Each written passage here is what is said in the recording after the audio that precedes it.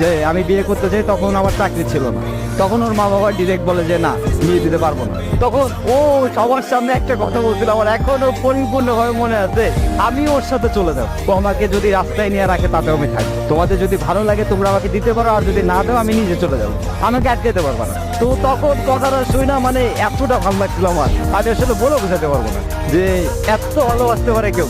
তখন ওর ফ্যামিলি ওর গার উপর হাত উঠায়, হাত উঠানোর পরে আমি ওনাদের অনেক রিকোয়েস্ট করি, তারপর ওটা শুনে নাই।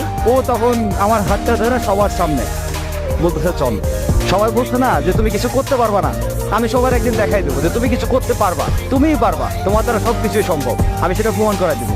আমার কেন জানি ওর পর থেকে নিজের ভিতরে অন্যরকম শক্তি কাজ করতে থাকতো যে না, আমার কিছু একটা করতে হবে, আমার কিছু একটা করে দেখাইতে হবে। আমার ফ্যামিলি অবশ্য আমাদের দুজনকে মেনে নিছিল, অনেক ভালোবাসা আমাদের দুজনকেই।